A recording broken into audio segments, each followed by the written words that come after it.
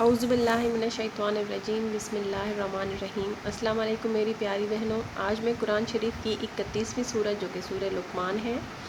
اس کے ساتھ حاضر ہوئی ہوں۔ سورہ لقمان ایک مکی سورت ہے اور اس کی ٹوٹل 34 آیات ہیں، اور لقمان کی میننگ ہے حکمت والا، عقل مند، دانا۔ آج میں اپنی اس ویڈیو میں جس ٹاپک پر ڈسکشن کروں گی وہ اس حوالے سے ہے کہ مدد کرنے کے حوالے سے ہے کہ مطلب اگر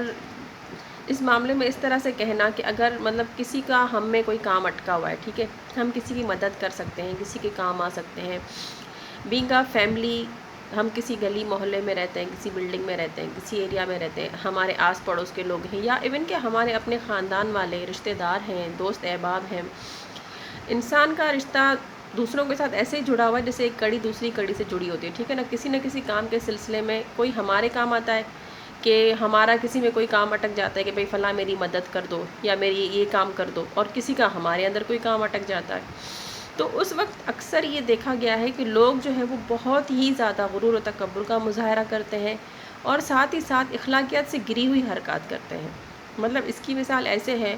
سپوز اگر آپ کسی پڑوس میں رہتے ہیں، ٹھیک ہے، آپ سے کسی نے کوئی چیز مانگ لی، چاہے وہ کھانے پینے کی چیز ہے یا کوئی بھی ایسی چیز، اور وہ چیز ایسی ہے جو آپ کے لیے دینا کوئی مشکل بات ہی نہیں ہے، یا اگلے نے آپ سے کوئی مدد مانگ لی، ٹھیک ہے، اور وہ مدد بھی ایسی ہے جو آپ اس کے لیے آسانی سے کر سکتے ہیں، لیکن آپ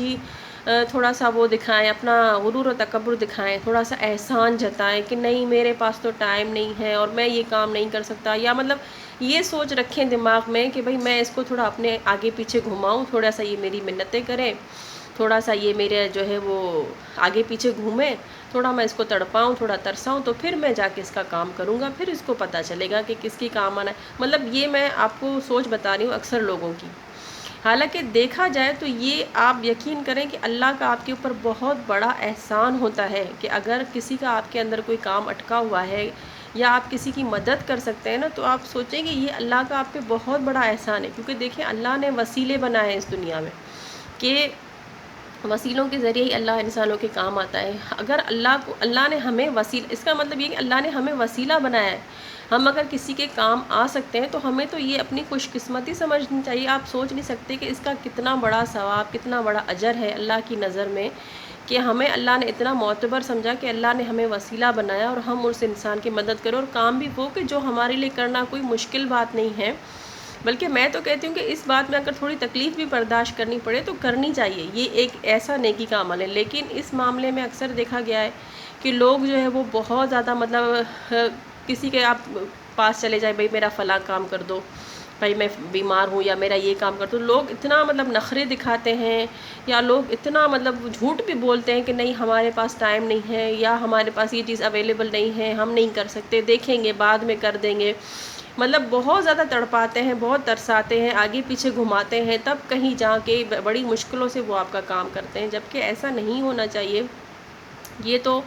آپ دیکھا رہے تو یہ تو آپ ایک طرح سے ڈبل گناہ کر رہے ہیں، ٹھیک ہے، آپ نے اس انسان کی بھی دل آزاری کی جس کے ساتھ آپ یہ رویہ رکھ رہے ہیں، اور آپ جو ہے وہ نعوذ باللہ اللہ تعالیٰ کا بھی وہ کر رہے ہیں کہ اللہ تعالیٰ نے آپ کو، اگر اللہ نے آپ کو ایک چیز عطا کی ہے، ٹھیک ہے، ہمارے پاس ایک فیسلٹی یا ایک سہولت یا کوئی بھی ایسی چیز میں نعمت جو موجود ہے جو ہم دوسروں کو دے کر ان کی مدد کر سکتے ہیں، ٹھیک ہے، ان کی مشکلیں دور کر سکتے ہیں، ان کی پریشانیوں میں ان کے کام آ کر ان کی پریشانیوں کو ختم کر سکتے ہیں۔ ہمارے پاس اگر وہ چیز ہے،